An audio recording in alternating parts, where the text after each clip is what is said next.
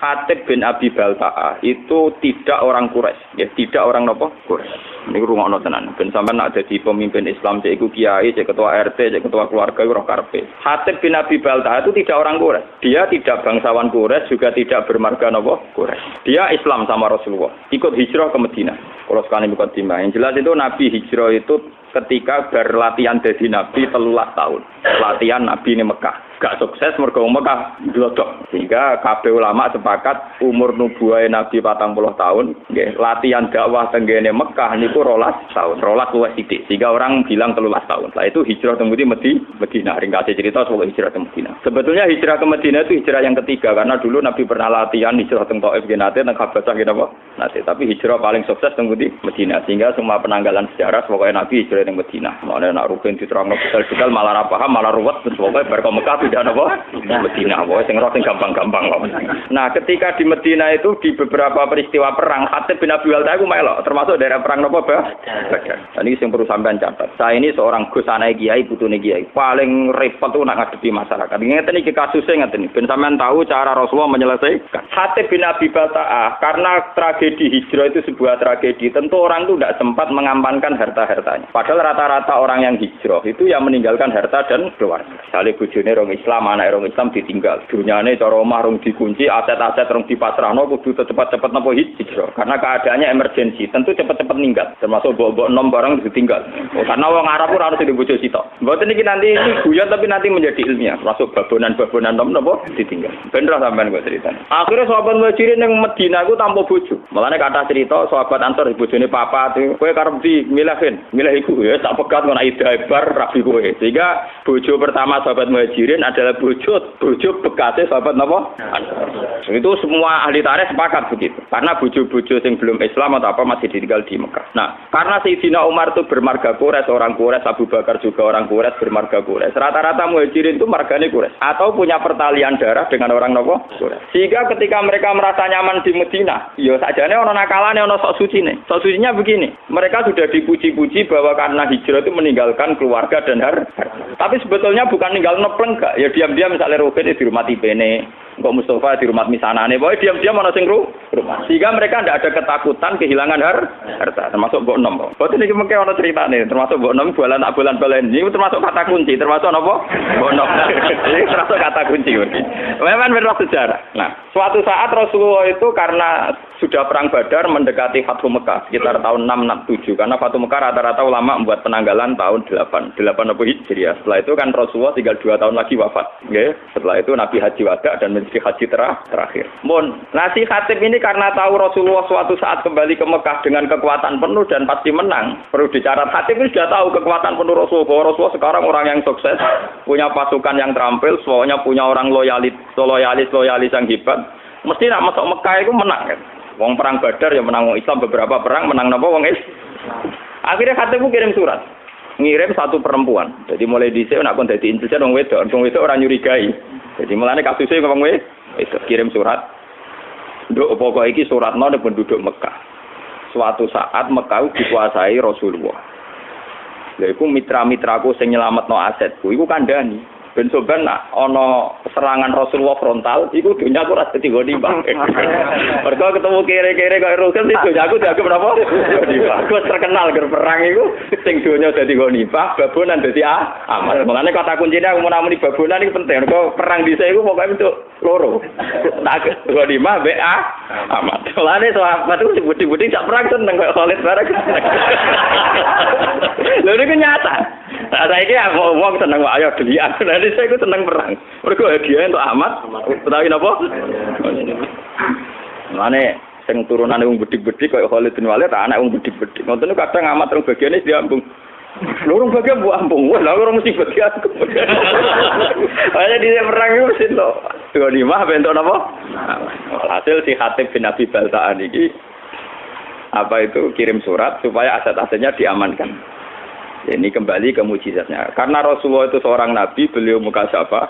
Kemudian diberitahu Jibril bahwa Hatib itu membocorkan rencana Nabi ke Mekah. Padahal dalam teori perang, pembocoran informasi itu kan satu hal yang krusial, satu hal yang bahaya. Padahal awaluman kalau ini betul, berarti awaluman yang membocorkan ini Hatib bin Abi Balta'ah. Paham ya? Akhirnya Nabi lewat teori, ya memang teori perang pasti begitu. Ngutus Sayyidina Ali di Raudhatul Khoh, cara kene perbatasan Mekah Madinah iku ana wong sing utusane Khatib bin Abi Balta'ah.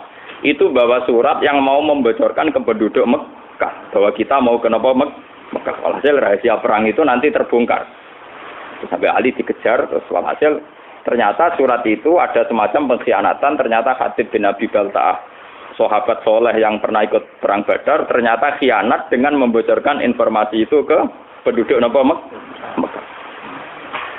Nah, ketika sudah begitu, Khatib dihadapkan kepada Rasulullah. Nah, ini ruang tenan, dihadapkan kepada Rasulullah. Khatib, apa yang mendorong itu? Kenapa kamu khianat? Informasi rahasia ini kamu sampaikan ke penduduk Mekah. Terus dari Khatib, ya Rasulullah, tiang-tiang sahabat muhajirin itu rata-rata kan orang Quraisy. Jika harta dan keluarga mereka terlindungi karena mereka bagian dari orang Quraisy. Kalau saya ini tidak orang Quraisy, jika saya harus punya mitra orang-orang Quraisy untuk melindungi harta-harta saya. Ya. Karena tadi kalau ada teori perang tentu hartanya nanti jadi goni. Umar karena melihat si Khatib ini khianat. Dari Umar, yaitu model Umar mantan preman. Ya Rasulullah, Khatib sudah munafik. Bunuh saja. Kalau engkau mengizinkan Khatib mau saya bunuh. Ini yang perlu sampean catat, ngaji di sini penting itu dawuh Nabi. Dari kaji Nabi, Mar kowe ora roh pangeran. Aku sing roh pangeran. Aku roh pengumumane pangeran sapa wong sing melok perang Badar dosane disepuro. Malah pangeran bikin pengumuman ikmalu masih itu fakot gofartu. Laku kowe kelakuane mau oleh pokoke wis disepuro. Umar kan meriah, ternyata Khatib karena Khatib itu tahu melok perang Badar. Jadi dia melok untuk pengumuman ikmalu masih itu fakot gofartu napa laku. Wes piye wae kowe disepuro. Karena juga ada adil kan pangeran misalnya sing mati dianggap mati syahid terus sing ra mati ra disepuro kan ora lucu padha perange kok. Paham ya? Jadi siapa saja yang perang Badar tentu untuk pengumuman untuk satu hadiah ikmalu masih itu fakot gofartu lakum wis kelakuan apa wae wong kowe melok perang Badar tetep napa disepuro. Lah ini yang menjadi catatan sejarah itu begini iki rungokno tenan iki. Dalam Fathu Mekah ini mau kembali ke Mbok 6. Mau yang sok suci kan Sayyidina Umar. Mergo ape baca Khatib karena dianggap membocorkan napa informasi. Sampeyan tak critani, poso dalail yang dilakukan torekoh-torekoh sing tukang poso setahun niku. Pinten nggih Pak, setahun niku. Sing kurang suwe 3 tahun. Setahun wis suwe malah napa? Poso dalail itu tidak ada sanad sampai Rasulullah. Secara ilmiah tidak ada sanadnya. Bahkan zaman Nabi Sugeng itu jelas-jelas melarang la siyama liman somal abad. Tidak boleh wong poso nurut pinti setahun. Jadi dulu larangan betul poso setahun. Oke, jadi poso setahun riyen dilarang Rasulullah. Wis Ramadan tok ambek kadang nak umat ya Senin Kamis, nak umat ya Asyura, sing mesti ku nak wis kadung dadi kiai bebo poso napa? Durunge Adha itu napa? Arafah nggih. Arafah. Aku ora tau poso dadi ra. Pas saya kuatir kakek gak jarah. Kula niku mergo kula niku ape cerita poso sunat itu trauma kanca kula. Niki kisah nyata. Kula niku kanca jenis Sukron. Yo latihan nyai pidato pas Idul Fitri. Man soma Ramadan summa atba'u sitan min Syawal faka ana somat daro napa? Kula. Pokoke melepok pokoke fadile poso 6 dina Syawal. Bareng hari kedua ketiga tamune cek poso dekne ra poso. Tamune mau lugu-lugu wong awam. Ih, jebule jenengan bodho niku lho. Kula foto arep jenengan jebule jenengan gak poso. Dekne ning kula kapok wong iso suci. Niku tuan kula wis kula arep jenengan kapok. Jebule banyak umat sing poso niteni.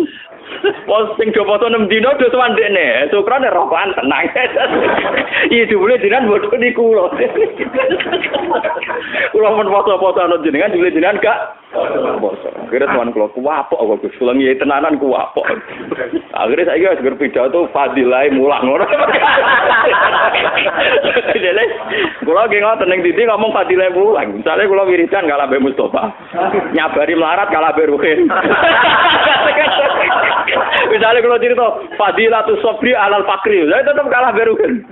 Wong kula ndak ada reputasi fakir nemen-nemen. Mulai kisah nyata. Ini kurang tenan. Yang perlu dicatat, Umar ini balik teng poso dalail. Ketika sulhul Hudaybiyah dan ada masalah besar perjanjian, ini masalah tarik, makanya saya ulang-ulang. Ketika sulhul Hudaybiyah antara Rasulullah dan kafir Quraisy, itu ada perjanjian-perjanjian yang merugikan umat Islam. Jadi saat itu kata orang-orang kafir, Mas kamu boleh tawaf, tapi tahun depan. Kamu nggak boleh mempengaruhi orang Mekah supaya masuk Islam. Kalau sampai ada masuk Islam harus kamu kembalikan menjadi kafir lagi. Tapi orang Islam yang menjadi kafir, rasa balik nomat, macam asal usulnya kafir. Kurang ajar maksudnya. Umar marah-marah, ya Rasulullah, bagaimana mungkin perjanjian ini Anda terima, sementara semuanya merugikan umat Islam. Ini perbatasan Hudaybiyah. Perbatasan apa? Hudaybiyah. Ini rumah tenan. Muatat Umar, ya sok suci muatat. Umpama Kanjeng Nabi perang mawon timbang ino, timbang napa? Ino dari Kanjeng Nabi. Ora marung, aku rene niat umroh, padahal niku Nabi niate napa? Umroh. Aku rene niat umroh ora niat perang. Karo dene ora nggo alat perang, Mar. Lah sing lucu, Kanjeng Nabi ya tahu disangsikan sampai belum pernah Sayyidina Umar bantah Kanjeng Nabi dan menyangsikan kenabiannya Kanjeng Nabi kecuali dalam peristiwa Hudaybiyah. Kanjeng Nabi yo duwe seni. Walhasil Kanjeng Nabi itu ketika mendekati Hudaybiyah itu Nabi ketok senyum-senyum seneng. Nabi ya aneh, seni. Kita senyum-senyum. Takoki Mbak Umar ya Mbak Abu Bakar. Ya Rasulullah kenapa engkau kelihatan sumringah senang? Barusan tadi malam. Laqad unzilat alayya lailah suratun ahabbu ilayya mimma talati samsu. Aku bantuk surat sing informasinya itu sangat menyenangkan. Oh iku luwih seneng timbang donya sak isine kok. Nah, termasuk surat iku latat khulunal masjidal harama insyaallah aminina muhallikina napa perusakum wa muqas sirin. Gini ku surat Fatah. Bahwa orang Islam dijamin masuk Masjidil Haram aminina. Dengan keadaan sentuh. Sahabat itu seneng, wah iki kasil tenan informasi kok Nabi kan gak ngarah salah. Wah kasil tenan iso tawaf, iso mek. Ternyata usul Hudaybiyah ada problem. Ning rumah ana gitu Hudaybiyah ada napa? Problem. Umar di kesempatan. Lah jenengan dhewe sing critakno ayat nak kita bakal latat khuluna Masjidil Haram insyaallah amin. Kok malah kejadian ngeten ra iso mlebu-mlebu Mekah. Kanjeng Nabi cek jawab cek. Ya tapi ayat iku ora muni taun iki, Mar. Tapi ning ayat iku ora ono taun iki, Mar. Ya Pak Umar iku, Umar kotom iku sing ada wong tenan. Wes, gak trimo den, takok Abu Bakar. Abu Bakar jawab ngono. Abu Bakar malah luwih elek cakeme. Ya tapi kan insyaallah, Mas. Coba iki cerita, sampeyan ngerti bahwa sahabat itu mangsa tersapian terus tenaga problem-problem sosial. Latat kulun nal Masjidil Haram napa? Insyaallah tuh kalau kowe nak ngiyai mesti enak, ora enak. Ya kan ora jaminan saiki. Betul kan, lah repot. Tak sobede ra barbar kan. Nganti mati tenan. Nah, ini walhasil terus. Ya itu Umar saking mangkele, di luar kendali sampai keterucut meninggal. Ketika informasi itu di luar dugaan, dia kan nafsirkan kalau aminina ya sekarang gitu, kenapa? Ternyata tidak jadi sekarang. Jawab Umar sampai Nabi ditanya gini di luar kendali. Alas ta Rasulullah, tapi engkau tetap Rasulullah dan masih Rasulullah. Wah, aku kok jenenge kaget waduh. Maksudnya biasanya nang informasi kan cosmeng. Nah kali ini merasa berarti alas tar. Jangan-jangan kau sudah ada Rasulullah. Umar saking dari Nabi enggak emosi. Ya, tapi tetap Rasulullah. Lah, semua informasi dari engkau mesti benar. Iya, mesti benar. Lah tapi kenapa tidak jadi masuk Mekah sekarang? Ya mergo ora ono tahun ini dari Nabi jaga mergo ora ono jaminan. Tadi walhasil Nabi menerima konsep sulhul Hudaybiyah dan akhirnya Nabi kembali ke Madinah tanpa terjadi umrah. Sampai 2 tahun kemudian baru terjadi napa? Lah itu Sayyidina Umar akhirnya nyari ana poso dalan. Buar ini Madinah di sewadah. Jebule ngotot bantah Nabi dia ora kangen Ka'bah. Duwe bodoh kowe. Jadi dia ngotot bantah Nabi ora kangen Ka'bah. Munamuni apa tuwak ora ono pikiran tuwak ora ono. Mergo kangen mbok enom sing suwi ra dikumpul. Saiki wis itu gerbang Mekah lha yo gara-gara kangen mbok enom kok aku bantah Nabi ngantek ngono, paham ya? Terus dia sumpah-sumpah pe poso setahun. Mulane poso setahun niku sanate dalil ila Umar radhiyallahu anhu. Iku ngaparo ngempet mbok enom. Nganti bantah sinten? Mulane terus dadi mitos nak foto dalail nyebur dosa. Mergo dosa bantah Nabi kelebur, meneh dosa ringan-ringan kapan. Niku ceritane. Sehingga Umar lah awaluman sing mensyariatkan poso napa?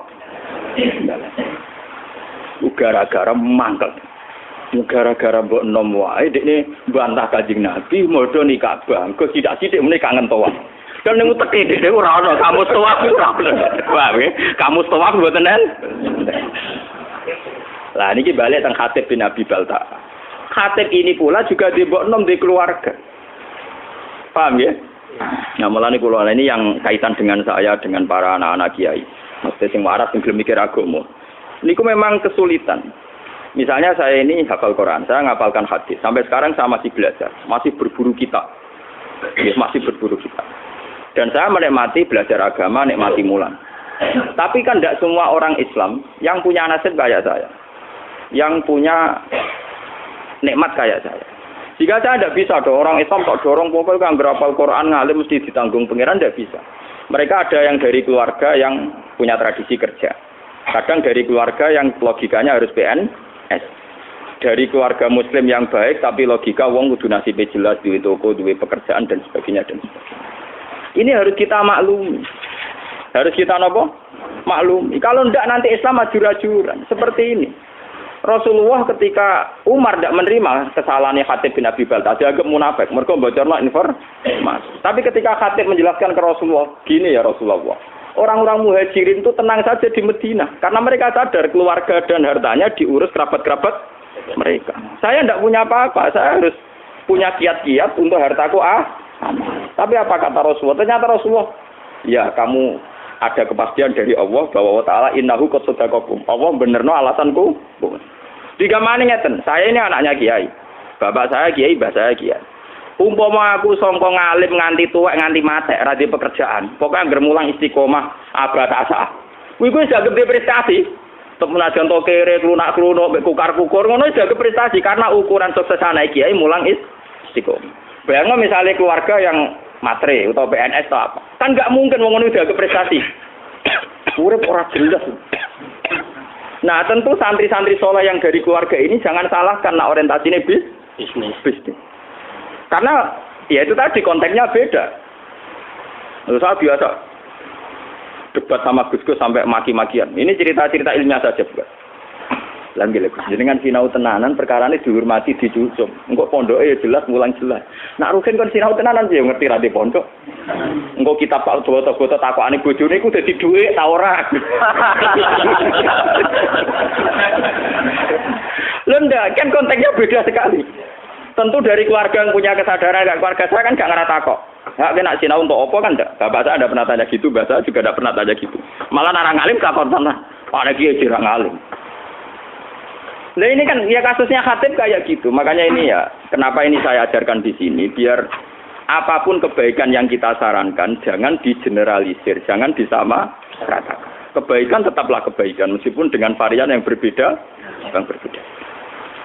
Wong saya di desa saya itu berkali-kali kalau saya diberi kesempatan ma'idhatan, saya 5 tahun itu pidato sekali, jarang sekali saya mau pidato. Jadi biasanya 5 tahun sekali, 4 tahun sekali, wong-wong do kumpul tegen kula, kepengin kula pidato. Karena kula pidato setengah jam. Jadi kalau nak pidato kayak simpel mawon. Wis wae jenenge saya danten senengani pengajian sing saya mboten nggih saya sing turu nggih saya sing tengah-tengah saya. Wong Islam niku gampang. Itu tak critani wali sing turu-turu. Dadi nek Ihya ono cerita lucu.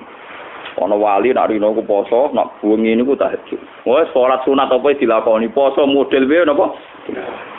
Dia karena merasa suci karena amalnya entek ngamek. Ndekne golek saingan wali. Ya Allah, apa ada wali yang setingkat saya? Ternyata pengiran dituturo wali sampeyan turu.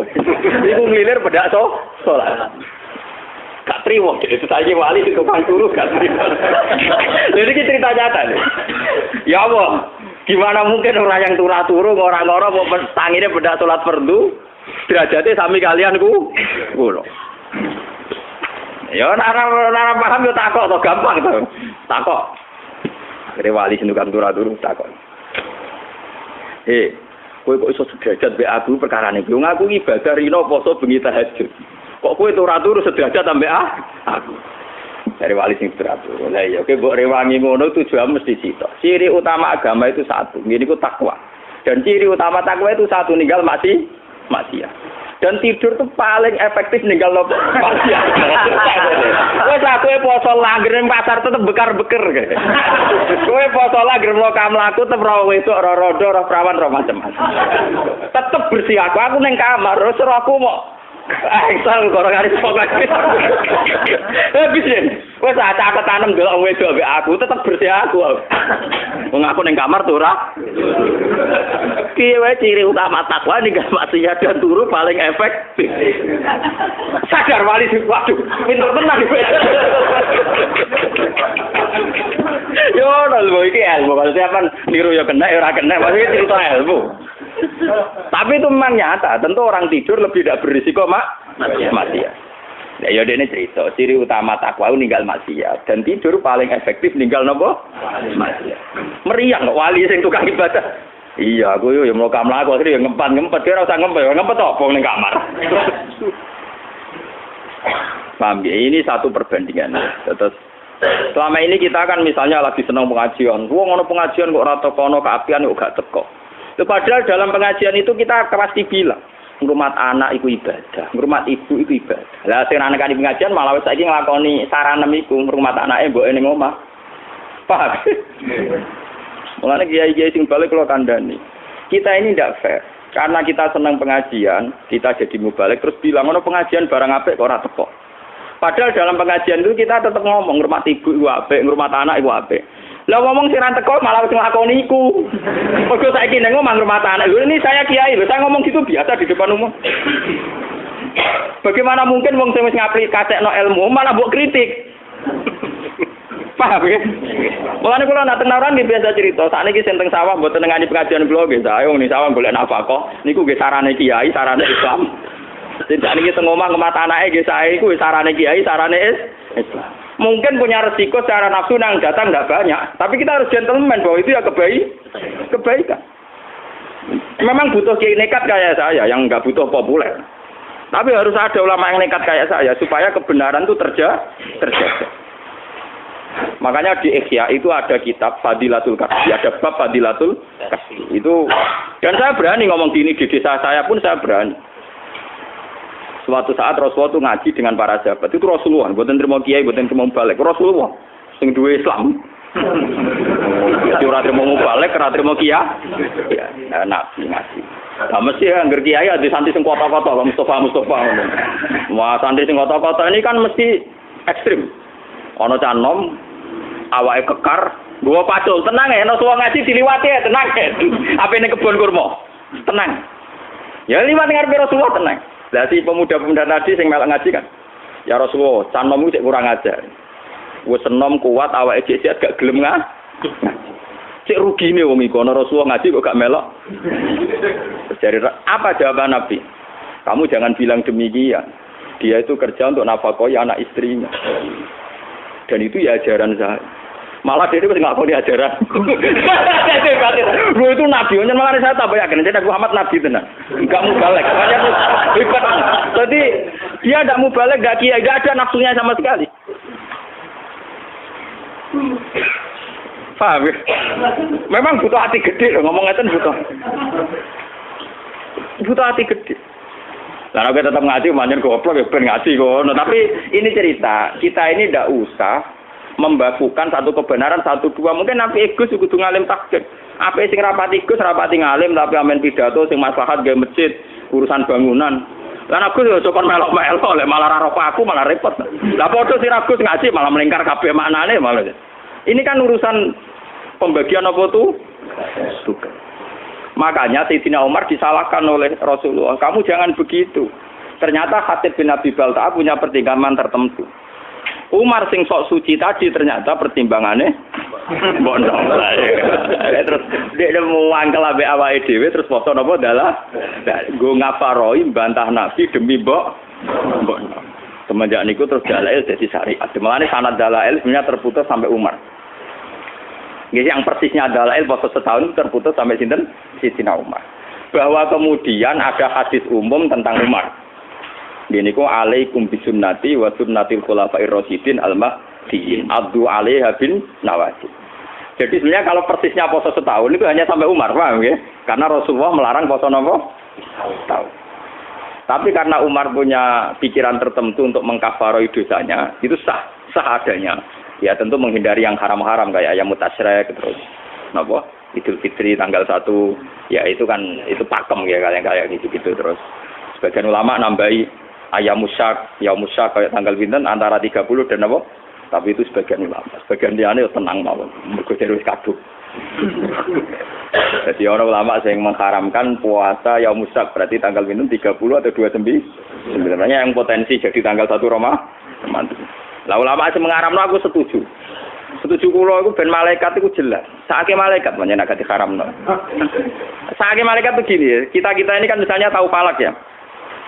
Sekali 1 Ramadan itu kan harus puasa atas nama Ramadan. Kalau orang yang biasa dalail tidak pernah jeda, dan itu terjadi sak, misalnya orang khilaf Ramadan itu apa Senin apa Ahad, orang masih nopo khilaf. Tentu aturan fikih kan itmam. Itmam misalnya nunggu selesainya 30 Sya'ban. Ya 30 hari ya, minggu dia mau 30 hari. Ketika itmam selesai kan dia mau tidak mau harus bagian dari Ramadan. Tapi itmam kan juga ada masalah. Sekarang fikih-fikih modern itmam itu ada masalah. Masalahnya gini Pak. Misalnya saya meyakini Sya'ban itu sudah itmam 30 hari. Itu masalahnya kan penanggalan 1 Sya'bannya saya misalnya Ahad. Coba bagi orang yang awal nanggali Sya'ban itu Senin. Itmamnya kan ya mundur gitu. Paham ya? Makanya di fikih-fikih modern sekarang istilah Ramadan ditoleransi sampai 4. Itmam itu tidak menyelesaikan masalah karena kalau ngitungnya dari Sya'ban sudah beda. Paham ya? Selama ini kalau kiai-kiai pidato kan hanya cerita, nak bingung yo gampang, pokoknya fakmilu idata Sya'ban salah sina yoman. Loh tapi salah sina yoman yang awal Sya'ban wis besok. Paham ya? Loh nggih to. Paham Mas Abu ya? Salah sina yoman Sya'ban jebule sing sitok misalnya Mustofa ngitunge Ahad, sing Rugen ngitunge Senin. Tak tetep ikmalilah mundur kan? Nah, orang yang biasa gak poso kayak aku gak bingung no malaikat. Karena jelas catatane bahak ra poso, bahak poso. Lah sing biasa poso dalail malaikat iki dicatet bagian dalail apa Ramadan kan. Paham. Jadi kadang wong ibadah ora diperhitungan sake malaikat. Mergo niki bingungno. Mulane rata-rata ulama, jumhurul ulama mengharamkan yaumus sak dipuas. Aku cocok. Mau ana poso sekarang lu cocok kok. Mergo ya mergo ora usah poso niku maksudnya. Mergo ora usah napa? Poso. Loh karena memang membingungkan. Nah, sebagian ulama mengatakan ya baik cerita ilmiah ini masih cerita sahabat, termasuk zaman sahabat kados Ibnu Abbas, kados sahabat-sahabat sing hati-hati. Ya sahabat riyen wonten sing alim bedhik, kados kula niki kathah. Alim tapi diperhitungan, pokoke seneng sing haram-haram poso seneng. Mergo wis ora poso untuk ganjaran. Mergo ciri utama haram nak ninggal kan ibadah. Jadi sing poso iso ngenyek ge kuat. Goblok kowe poso. Poso ya musaku haram mbok lakoni. Kowe wis poso untuk dosa. Wis poso untuk dosa. Aku wis ora poso untuk ganjaran mau ninggal barang haram.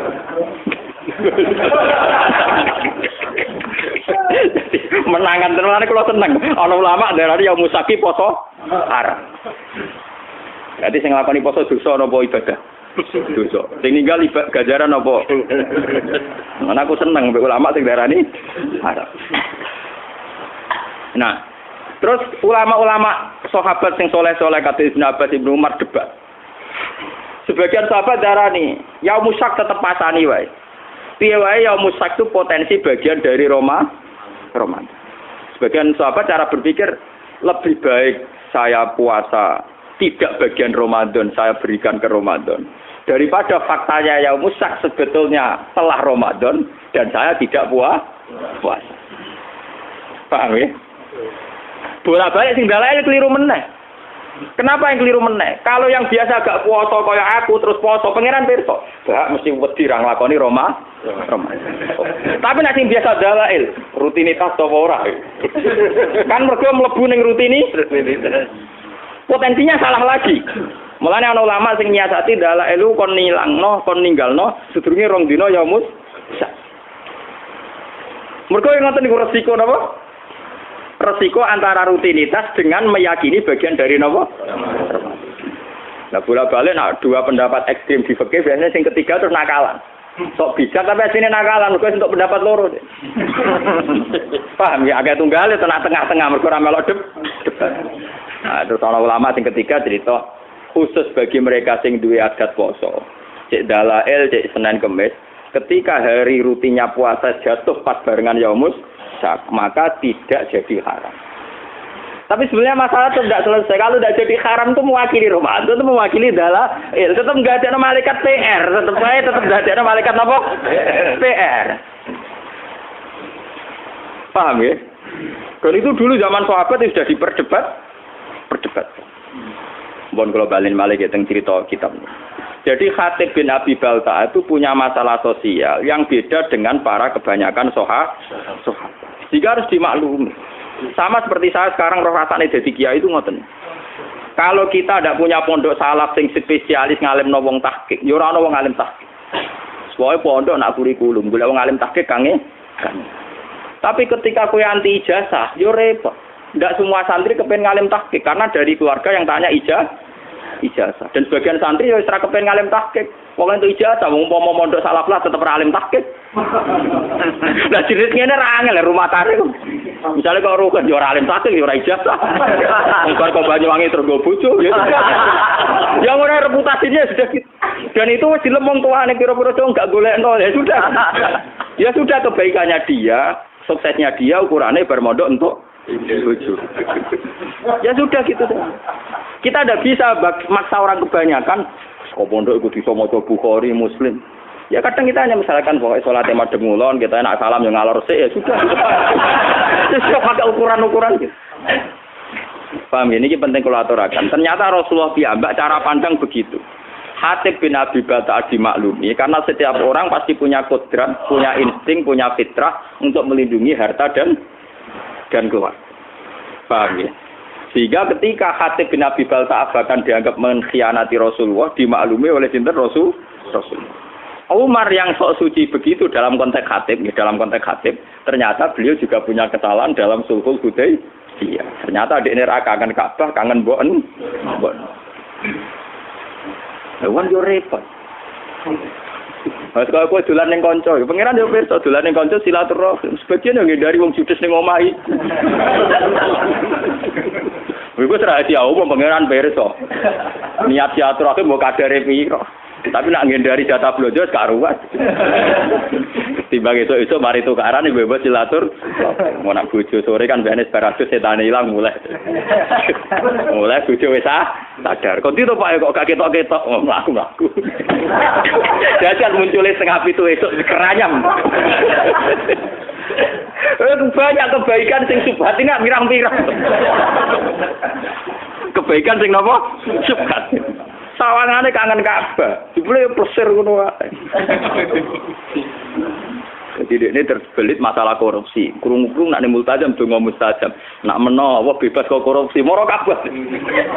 Jadi Ka'bah delok-elok. Nak menawa iso nyapaati terus bebas sangko napa? Terjerat napa? Ini Ka'bah rek kakuati to ngadepi wong ngono. Ya itu kan sudah gitu itu ya kayak kasus Sayyidina Umar kok tadi. Umar wong saleh tenan dikafari poso setahun apa ngomong gelem. Paham ya dadi niki ben sampean ngertos. Kenapa saya milih kitab Hayatus Sahabat ya? Kalau kitab-kitab tasawuf kayak Hikam, kayak Ihya itu dikarang orang-orang yang sudah dekat Allah tapi tidak mengalami kasus sosial yang nyata. Beda dengan Rasulullah, beliau seorang sufi, seorang ahli ilmu hakikat. Tapi ngadepi konteks sosial yang beda-beda.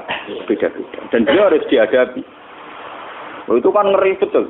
Beliau atas nama pemimpin besar dan atas nama profesional urusan militer, informasi memang nggak boleh bocor. Sehingga beliau serius sekali ngutus sahabat untuk menangkap utusannya Khatib bin Abi Balta.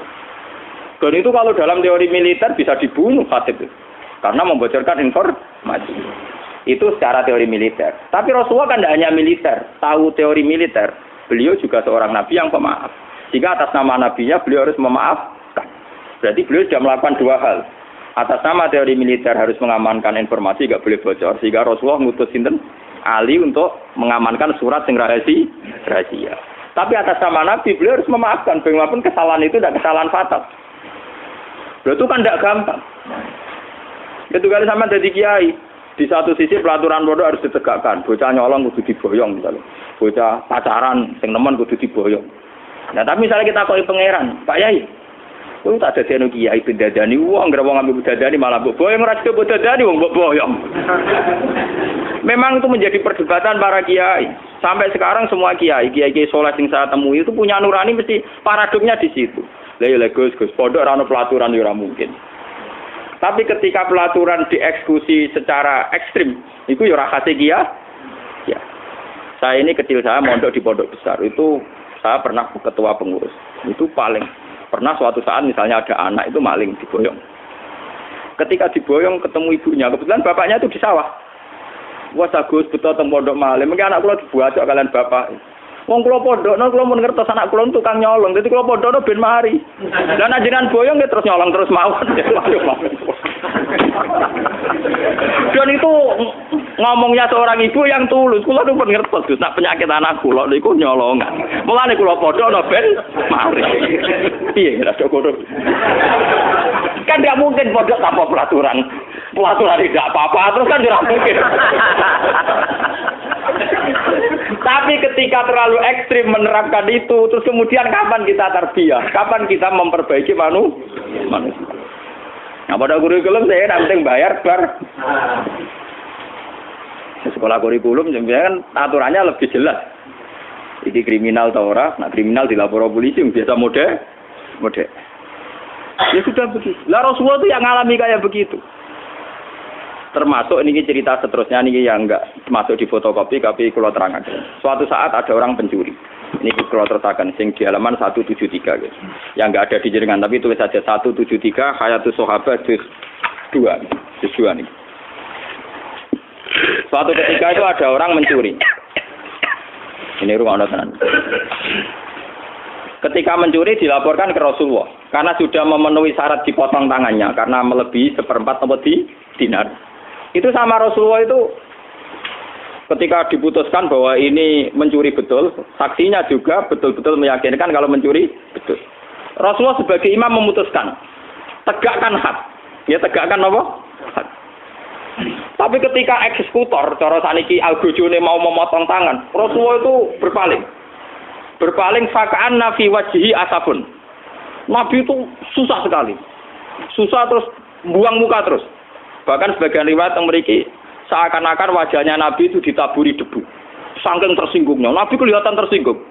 Ketika para eksekutor mau mutus tangan, Nabi kelihatan tersinggung. Marah. Ngempet marah. Sehingga sahabat-sahabat yang di situ, ya Rasulullah, engkau itu Nabi. Dan ini had juga sesuai perintah Quran. Dan engkau juga menyuruh had. Tapi kenapa engkau kelihatan tersinggung, kelihatan susah? Terus jawabnya Nabi. Fakih fala ahzan, fakih fala abki, wa umati tuqau baina adurikum. Lho aku ra susah piye iki ku santriku umatku, tangane diketok ning ngarepku kowe ora ngregani aku. Akhirnya sahabat-sahabat itu. Ya gampang to ya Rasulullah, ya ora usah diketok. Sahabat yo nakal-nakal. Ya gampang ya Rasulullah, jenengan sepuro mawon ora usah diketok. Terus jawab Nabi apa? Zaka sultanusu'in iki kula waca. Zaka sultanusu'in allazi ya'fu 'anil hudud. Walakin ta'aful hudud bainakum. Loh, nak sebuah kriminal sudah dilakukan dan harus dihukum, kudu dihukum. Nak mutusno di sepuro, zaka sultanun apa? Itu imam yang jelek, satu hukuman kok dibatalkan. Tapi apa kerusan Rasul? Gak, aku sebagai imam tetap diketok. Walakin ta'afu bainakum. Iso ora diketok, tapi hukum dasar ketok kudu diilangi sik. Akhirnya wong sing rumangsa dicolong, ya sudah ya Rasulullah, sing kemalingan kan kula. Sudah saya maafkan. Lah ngono jan aku. itu hebat. Lho coba. Kiai saiki kok dadi nabi meriang tenan. Lho paling enggak kalau kayak saya kan tetap roh kabeh. Maksudnya tak ceritani, dadi nabi ku berat tenan. Jadi Nabi memutuskan kon ngetok, tapi ketika eksekutor ngetok, Nabi kelihatan tersinggung, susah kan. Itu apa sing nakal kan? Gampang to ya Rasulullah. Lan jenengan ngoten rasa mawon rasa diketok. Nabi iku sultan usuk. Itu imam yang buruk sekali karena ada hal sing wis terbukti salah ora ana hukum. Tapi hukuman iku iso mbok batalno. Walakin ta'afu bainakum. Ya asal sing duwe hak nyepu. Sehingga teori hadis ini pula yang mengilhami hukum-hukum fikih seluruh dunia. Kisos wong mateni rugen, misalnya kudu dipateni.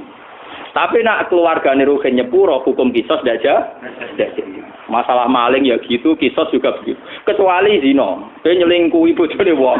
Terus sing lanang rido wong edian. Jadi ora ana hukume edian ora. Aku perkara. Iku ora ana contone. Kecuali cerita-cerita nek kota-kota gede sing edan-edan niku. Wah, lha iku ora ana pembarane mulane kula niku wis ngalim ngene cek kalah mek kanca kula. Gus kula nang ngalim kalah mek jenengan, Gus, tapi nak guyonan hukum tetep pinter kula. Dene sak urip-uripe ngaji mek kula, tapi nak urusan guyonan hukum menang dekne, pancen ra ngalim anu teke akeh. Dene nate tangkel kula. Gus, jenengan tak bedheki, nak iso lho Gus. Kaya nak ngalim kula ngakoni kalah, saya nek iso jawab niki bet. Dosa napa sing Allah ya ora seneng, setan ya ora seneng. Umume dosa kan setan seneng kok. Iku setan ora seneng. Apa jare nyelingkuhi bojone setan. Iku Allah ya ora seneng, setan ya ora apa. Kok ora aja. Dadi dekne kudu contoh dosa sing Allah ya ora seneng, setan ya. Wah aneh ta kon iki. Oh, dosa. Iku nyelingkuhi. Iku Allah ya ora seneng piye wae zina. Setan yo ora seneng ya bojone. Allah karib. Mulane saiki terus mulane Gus, minuman keras nak diombe wonge mati ditekep setan. Wong minuman setan diombe. Setane gak terima. Allah yo ora seneng perkara minuman setan. Setane yo ora seneng, ngombene ditipek. Mulane hukumane berat Gus, biasane mati ya. Kok Allah yo ora seneng. Kok nak maksiat setan seneng, biasane setan nulung. Gus iki lah yo ora nulung, mergo mangkel minumane dientek. Saya kok apa utek lah ya Gus ora ngalim kudu ngembangno ngene iki. Ya jane iku sing nyarano kula. Wis Gus ra usah dadi wali papan atas, ora usah dadi wong saleh nemen-nemen ora enak. Lah ora enak. Engko nek ning swarga bareng Nabi Ibrahim Muhammad ra iso rokokan. Saleh biasa-biasa wae kok tetap awar kula santai Gus. Semoga jare nak soleh nemen keluargane awar Nabi mriyang gitu maksudnya. Wah sungkan aku dilak-diluk terus kan. Gak enak. Jadi keluargane biasa wae kok nak kangen Nabi sowan.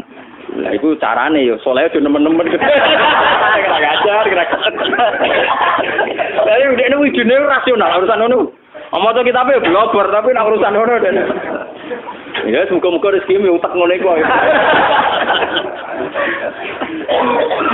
Bang, terus ini memang kenapa ini saya dari rumah niati bahwa kitab ini difotokopi. Memang kita sebagai tokoh agama repot ngadepi fakta-fakta sosial sing macam. Tapi apapun itu sikapilah meneladani Rasulullah Shallallahu Alaihi Wasallam dengan mengkaji kitab-kitab kayak ini. Sampai ndak harus gimana sudah ini kitab dikarang oleh ulama hadis sahabat itu terkenal. Saya di Mekah umrah itu 8 hari tiap malam itu ngaji hadis sahabat. Cari sesa yang sedang ngajar hadis sahabat. Jadi saya umrah 9 hari itu kalau malam belajar Bukhari dengan hadis sahabat. Ya saya emang niatnya sinau. Wong kula wiridan ya ora kuat. Jadi yang berkonco-konco enggak umrah lagi. Kak, bisa naik cukup. Sinau aja. Karena pikiran saya sederhana, saya ini ulama, ora usah kon umrah bolak-balik. Wah ulama ya kena kitab Iqra bismillah. Ora ono ning Quran dimulai tuh bil baiti ora ono. Pertama yang kon maca. Nabi Adam pertama digawe wa alama adamal asma. Berarti semuanya itu dimulai dari unsur ilmiah. Ora ono cerita liyane ilmiah. Lah iki ulama, dadi wis ben ae sinau. Lala kesampean. Kabar-kabarnya kalau di depan Ka'bah itu orang tidak boleh bawa kitab karena Wahabi itu ekstrim. Selain yang baca Quran biasanya nopo di juhura kalian naskar-naskar. Nah, kalau ya goblok. Kalau kitab kayak Bukhari itu kan standar dunia, orang Wahabi juga mati. Jadi kalau saya jam 2 itu belajar Bukhari sampai subuh. Ya hanya gitu kan sepi. Ya karena belajar wong alim itu wadah kan gak boleh rujuk, gak boleh makno. Cara sing belajar Mustafa ya boleh kamus. Mujid gak kena kamus terjemahan. Ya repot-repot.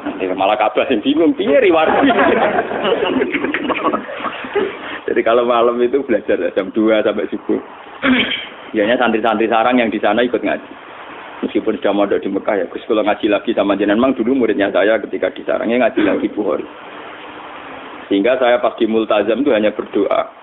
Ya Allah, saya ingin mewarisi Rasul Engkau yang Engkau titahkan, Rabbana wab'ats fihim rasulam minhum yatlu 'alaihim ayatika wa yu'allimuhumul kitab wal hikmata wa yuzakkihim.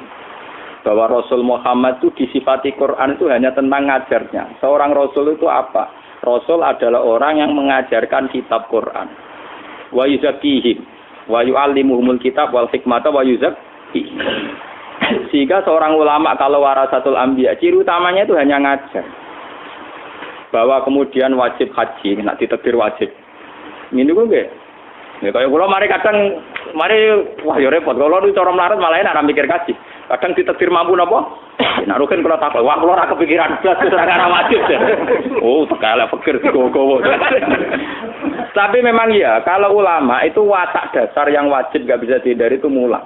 Karena ketika Nabi Ibrahim itu ingin punya anak cucu yang jadi rasul, itu berdoanya Rabbana wab'ats fihim rasulam minhum yatlu 'alaihim ayatik. Harus ada alaihim. Setelah dia alim Quran harus dibacakan ke orang banyak. Kayak saya ini dibacakan ke orang banyak. Yatlu 'alaihim. Sehingga hubungannya ulama dengan umat usahakan hanya hubungan ngajar. Dan itu saya praktekkan. Saya di Bojonegoro habis ngajar ya pulang. Di sini habis ngajar pulang. Jarang saya nimah tamu. Sekali ulama di luar mulang hubungan dengan masyarakat, setengah dukun. Sing melarat njodongano jembar rezekine, sing buka toko ya ben penglaris. Paham ya sing dudo-dudo ya benang payura. Itu ndak harus ulama sekali bersaya sing nangani ngono-ngono iku, Pak. Selain aku ya ora duwe donga-donga sing iki buka toko, iki buka pom, iki ora duwe ngono. Wah, nek sing kiye-kiye ngoten wae ono ae dongane. Buka toko ben laris. Istiwa, si bebas, wae akad legi apa kok. Sesuai wae ono cara-carane opo piye. Mungkin sira ditoko kok ora carane. Ana-ana.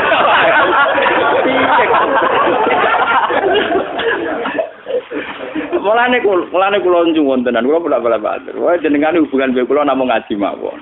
Ora usah sowan-sowan gudung. Kula iki bukan metu suwani. Mudine tok nganti tani wae recep mulai tenyoro tenan kula. Ini kalau cerita kalian dari Lukman. Di Rembang itu ada pondok besar kawasan santri. Ini teng kawasan Sedan. Ini keputusan ini haflah akhir sana ini ngundang pulau kan pidato itu hasanah itu. Kalian seorang kiai. Yang jelas kalau calon mubalek lah mau itu hasan. Panitiane sowan tuh. Ini Gus. Woe jeneng kiai-kiai pun persona jenengan ra gelem pidato. Tapi ini kedapurun, karena ini sudah keputusan para kiai. Aku kiai kok akan duduk keputusan kiai malah lucu toh. Aku kiai, jadi ra wajib duduk keputusan apa? Apa panitia waduh yo selalu. Aku lagi tenang aja mbek guyon. Aku iku kiai yo coba intimidasi mbek keputusane napa? Kiai. Dikandakno ning para kiai sing mutusno, jare Gus Pak sendiri juga napa? Akhirnya kapan-kapan ketemu mbek ketua iki. Wah, aja teh cangkem. Wah, aku ngundang kowe ra mergo saking takzimku ben wis piye ben ngomong kene untuk barokah ngalimmu ngene-ngene. Aku tuh rabakat. Nah sebetulnya itu ya baik teman-teman nak sing pun bakat pidato nggih monggo nak rezekine kok menapa? Tapi nek sing kados kula nu ampun diundang. Di bangkaman kecewa. Ngono pula balik. Wingi entuk tamu kan situ foto. Gus niki kudu jenengan pidato nang situ foto. Kula pun ado-ado sowan mriki mosok boten jenengan turuti. Jawaban kuwi enak. Padha aku nuruti kowe ora ngono madoh to. Kowe aneh-aneh. Adom kon ngregani aku dari situ foto Rembang wae. Lah aku nuruti kowe ya ado ora ning ngono. Lah nek mentolo ngel-ngelo kiai imam. Mboten Gus mboten. Nyuwun barokah mawon. Oke, nggih kula kapan-kapan kalian pengurus pondok mriki mon sowan ngaji. Ha ngono apik, waras ya. Dari memang saya itu bukan bapak, ya. Artinya ya kalau yang bakat pidato nggih monggo, sing bakat mubalek nggih napa monggo. Tapi sing bakat ngalim yang statistik yang terdokumen kayak saya sudah begini saja. Biar ada tradisi setiap ilmu itu ada marojek. Saya itu kalau ngaji saya tahu wong kok rugi ngomong apa percaya umpamane ra paham. Tapi tetap tak dudono kitabe. Meskipun aku ya ora yakin orang sing takok rugen Gus Pak mulang kitab apa ya ora takok. Tapi secara akademik, standar akademik sebuah ilmiah harus ada rujuk. Dan rujukan harus diketahui kitabnya apa, halamannya berapa. Jadi sama enaknya. Paham ya? Makanya yang bakat kayak saya sudah begini terus, mungkin sampai mati. Tapi nak mati ini suwe-suwe kan ya suwe-suwe tugas. Sing umur suwe-suwe lara. Kalau niku mau umur tua gara-gara trauma. Jadi Nabi Ibrahim itu suatu saat donga, dia ya tahu, keliru donga ya tahu. Kayak Nabi Ibrahim lah, ya Allah kalau kepen umur panjang. Mbak Pangeran lah dijawab. Mboten apa? Nabi Ibrahim umur panjang, Mbak Pangeran lah dijawab. Suatu saat dia ditamu wong tua. Untune wis ra ono, tuwek nuno-nuno. Disuguhi kurma ben apa? Anggur. Anggur sungguh wabam sing mateng nih. Tiap dipangan meler-meler sebelum meneh. Nabi Ibrahim itu sampun Gusti waktu buka mboten situ. Dene kuwatir meler-meler. Jadi pengenan ora dijawab. Ana sapu wong tuwa. Ora ono untune mangan apa? Anggur ana aire to. Ono kan. Lha kok ngerti pangan meler meneh ceblok meneh meler meneh. Waduh ya Allah Gusti. Terus akhirnya alami mawon Gusti. Lah kowe kepen tuwa barang kok lha opo? Santri ra duwe putu bosen ngrumat, bojo judes. Anak bosen ngru. Alami ya ora usah ndonga panjang umur. Wis wae ndonga ya. Gusti kalau sebaiknya hidup ya hidup. Kalau sebaiknya mati ya mati. Gitu aja kok re. Memang ajarannya Nabi Muhammad kan gitu. Ini makanatil hayat khairan li. Wa ta'afani makanatil wafat khairan li. Nabi kan ndonga, ya Allah hidupkan kami kalau hidup itu lebih baik. Matikan kami kalau mati itu lebih baik. Gampang bahasa ini urusan pengiran itu gampang. Malah ngajari pangeran, kepengen umur napa? Wow, kepengen nak mangan meler.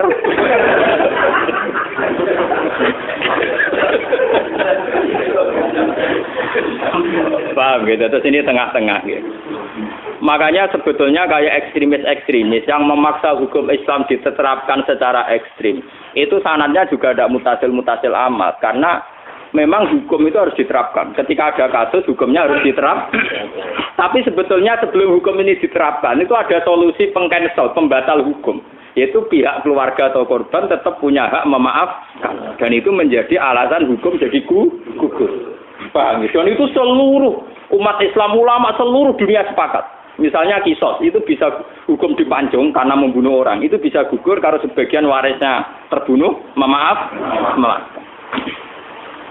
Begitu juga maling. Makanya akhirnya terus Nabi, warung Nabi dukung, ya sudah kalau Rasul jangan dipotong kok gampang. Orang iso. Seorang imam harus mengeksekusi keputusan. Tapi jenengan ketok ngoten, ketok sumpah, ketok apa. Terus Nabi cerita, walakin ta'afu bainakum terus njare korbane. Ya Rasulullah dikimaki kula bebas dong. Sakit. Ya sudah selesai. Jadi sebenarnya selalu ada solusi seperti kisos. Makanya walakum fil kisosi hayat. Tapi ya ada aturan seterusnya. Paman ufiya lahu min akhi syai'un fatiba'um bil ma'rufi wa ada'un ilaihi bi. Terusannya ayat kan indah sekali. Dzalika takhfifum mir rabbikum. Aturan ini menjadi ringan karena menjadi fleksibel. Menjadi apa? Fleksibel. Aturan tegas pembunuh harus dibunuh diharapkan meminimalkan orang-orang supaya tidak mudah membunuh. Karena kalau membunuh pasti secara hukum dibunuh. Tapi meskipun secara hukum orang membunuh harus dibunuh, ada satu pengecualian, kecuali pihak waris maktul, waris yang terbunuh memaafkan. Lewat ngaji ini supaya sampean ngerti sebetulnya Rasulullah Tiaba zaman Sugeng itu diantara ketatnya hukum masih ada solusi. Bagi Al-Fatihah.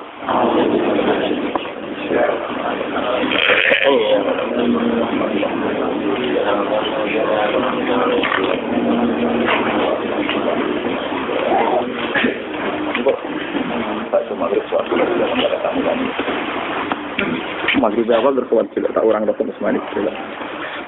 Bismillahirrahmanirrahim. Nas'aluka bi anna lakal hamda la ilaha illa anta al-hanan al-mannan. Ya badi as-samawati wal ardi ya hayyu ya qayyum ya dzal jalal. Anna risana wa zurriyatuna man ahabbana rasulaka Muhammad rasulullah sallallahu alaihi ayatika wa alimuhumul kitab wal hikmata wa yuzakkihim akan telas. Allahumma lakal hamdu idza radita wa lakal hamdu ba'da ridha wa lakal hamdu hatta tarda. Lakal hamdu mil'us samawati wa mil'ul ardi wa mil'u ma syi'ta min syai'in ba'du. Allahumma shalli ala syafi'i fal khalqika wa habibika Mustafa Muhammad kama sallaita ala khalilika Ibrahim wa nabiyyika Musa wa sofika Isa manasatu firatan kita nuh wa sholli alaihi wa alal anbiya wa syuhada wa sholihin wa hasuna ulaika rafiqa Allahumma ighfir lana liman dakhala baiti mu'mina wal mu'minina minat Rabbi ighfirli wa liwalidayya liman dakhala baiti mu'mina wal mu'minina minat Rabbana atina fid dunya hasanah wa fil akhirati hasanah wa qina adzabannar sallallahu alaihi wa ala alihi wasallam subhana rabbika rabbil izzati amma yasifun wa salamun ala rabbil alamin al-fatihah